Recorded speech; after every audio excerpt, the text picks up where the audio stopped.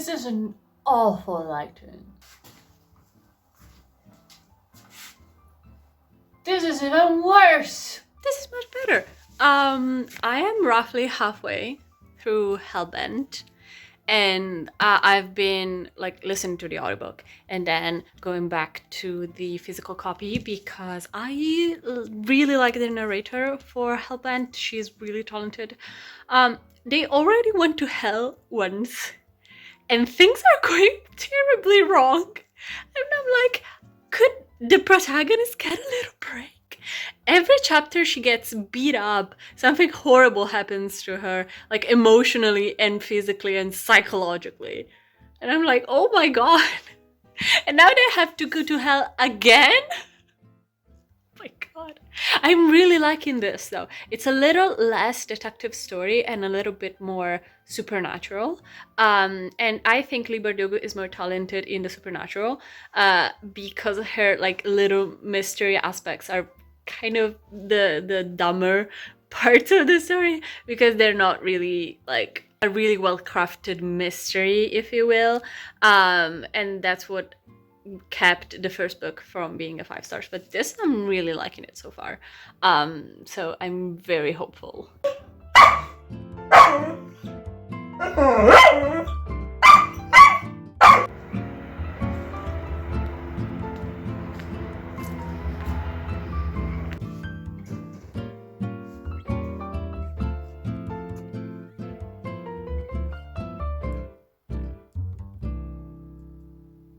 Awful lighting, camera in action.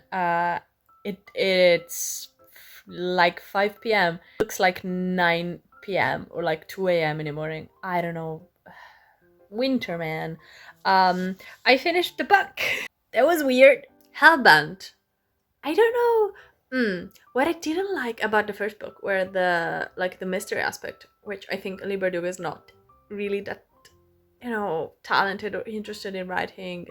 And this book had also the same exact problem. I think the mystery aspect were I don't know, not really well connected and written into the story. But I really liked how this was more definitely more fantasy, definitely less ghosts, a lot more demons, and the last chapters are not like the cringy haha you done it type of mystery that was the first book. So I think I liked it a little bit more. That was my dog. What I want to say is Alex Stern and Darlington are supposed to be like this weird couple in which they really like each other, but demon stuff happens between them. But the fact is they don't actually interact all that much during the 2 books. Because in the first book, Darlington is written out of the story from a halfway point to up to the end, and we see only his past in his point of view, so we don't actually see that much of an interaction with Alex. They get to know each other. That's not what I'm saying. And in this book, the relationship is really stunted because of spoilery reasons, but it's freezing, and the whole thing at the end, I don't know, felt kind of weird to read about. So spoilers. Darlington pledging allegiance to whatever Alex Stern is for eternity. That was weird because I get it, he's horny because he's a demon, but we're supposed to think that he has much deeper feelings. We're supposed to think that he has much deeper feelings for Alex Stern, and I don't buy it because it's not shown nor told in the story. I don't know, but I don't dislike their relationship at all. So I cannot wait for the 3rd book, which probably 2030. We shall see. So now I got the audiobook yesterday for Thud in Drowning, and I cannot wait. It's not as thick as Hellbent, so I think it's going to take me 2 days, actually. I'm also reading Homestuck in the meanwhile. So, almost 8,000 MS Paint adventure slides to read and watch. Yeah.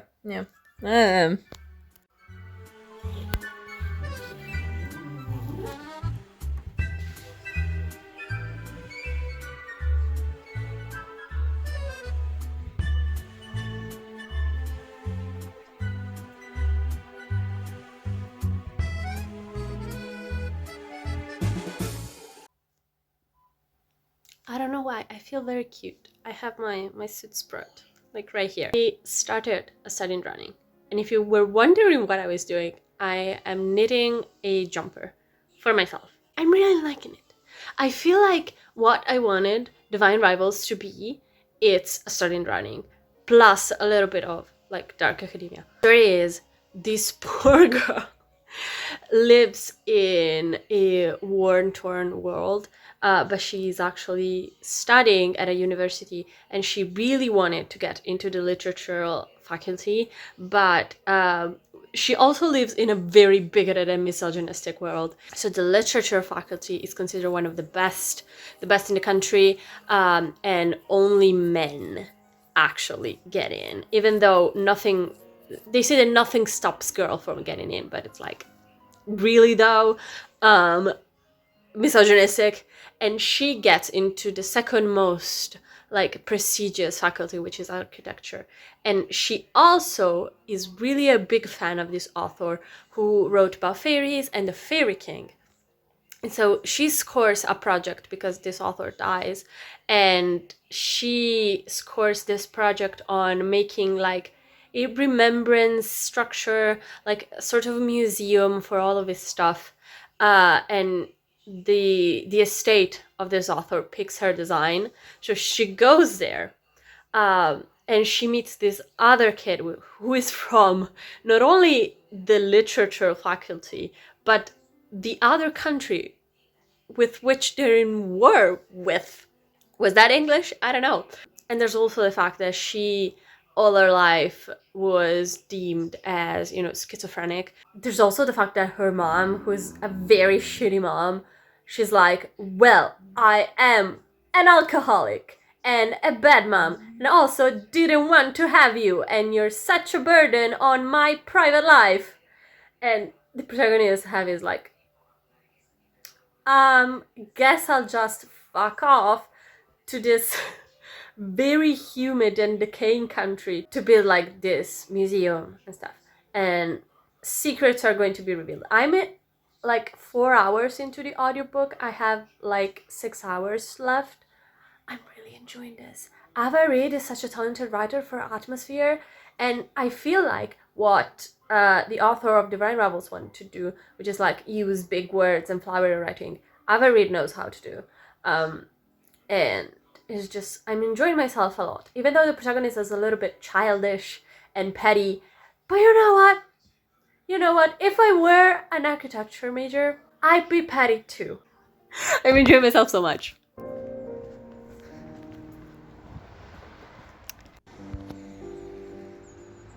So I'm visiting my grandma at the moment, but I have 1 hour left of the audiobook, so I thought I should switch to the ebook form. This is my busted iPad. Don't look at it. Oh my god. I should switch to the ebook because I have that.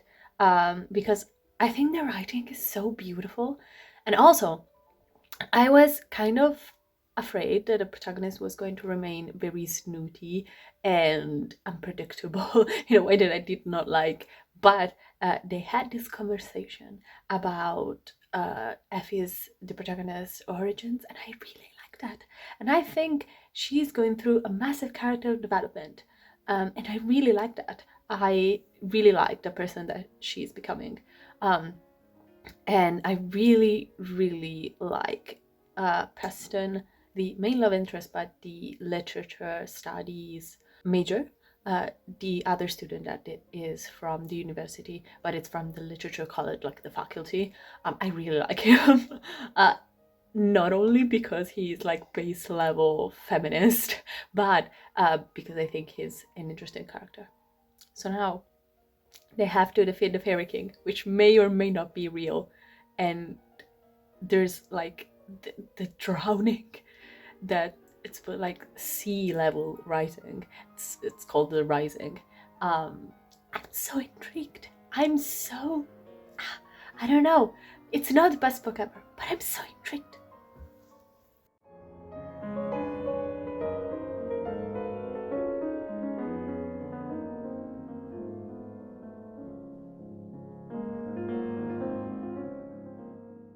Hi, good morning. I finished A Stunning Drowning.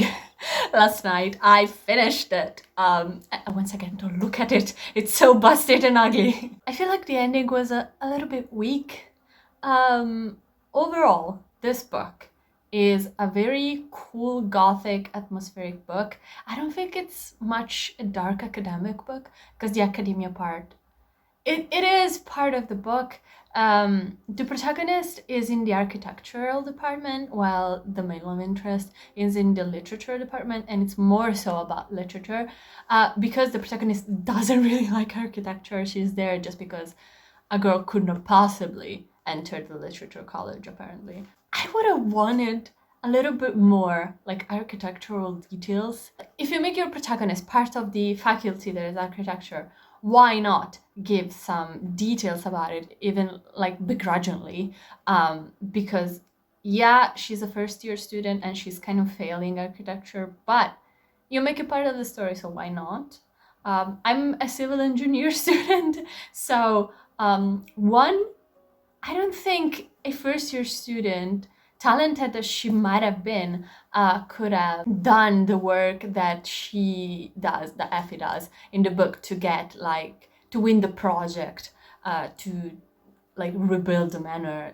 That's why she goes to the manor where her favorite writer lived when he was alive.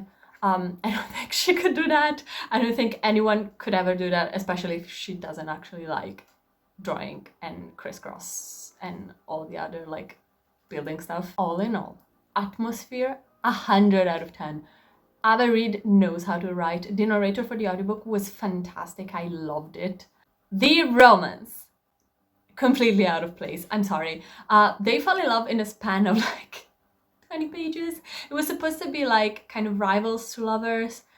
They were rivals for 2 pages, and I don't get it, because there was a very important reason why they could be rivals.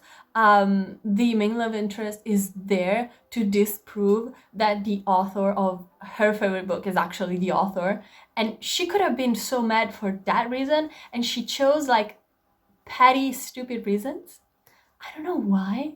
And they could have been rivaling for more, and then getting to some kind of romance. I would have preferred if they stayed friends. I don't know, platonic sometimes is the best way.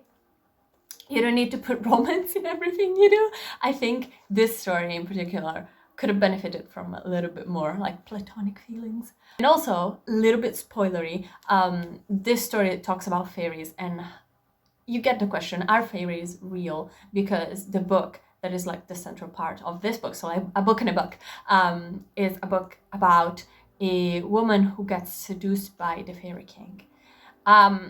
So you don't know if the fairy king is real or not. The protagonist sees him in hallucinations because she, as a child, was given up by her mother, and the fairy king was ready to take her, to snatch her into the fairy realm, but then her mother regretted that decision. She does not have her ring finger because the fairy king did not want her to be anybody else's, get married. So the final confrontation with the fairy king was very weak. He gets killed in 5 pages, and he was the central part of the story, the central cardinal point of the story. I don't know. It could have been so cool with the water. Again, the atmosphere was very cool. Sequence of actions and romance, I think, was what dragged this down from a 4-star to a 3.25. And also, she never really confronted her mother at the end. This vlog ends here. To do a little summary of the vlog, I first finished Hellbent. Very good, very strange, very horny in a way. This is the sequel to the Ninth House. Ninth House is more about ghosts. This is more about demons. I cannot wait for the 3rd book, actually. Even though I'm not as attached to these characters. I just find them really cool and interesting. And mystery plot, weak. Everything else, like paranormal stuff, very, very strong. I really like this. And Ascending Drowning, atmosphere, 100 out of 10, as I said. But like romance and plot were the weak points. So 3.25 stars. Overall, I think Hellbent was less dark academic than Ninthaus, but still, it was a dark academia, I think. Ascending Drowning was not. It's a gothic literature book with like some academic parts, but it's not a dark academia in my opinion. Still, I enjoyed myself. I really like dark academia in more so the way of The Secret History, which is one of my favorite books of all time. I know, cliche to say, but I really do like it. If you have any dark academia like recommendations, could you please leave them down below? I am in search for some books to finish the year like with a bang.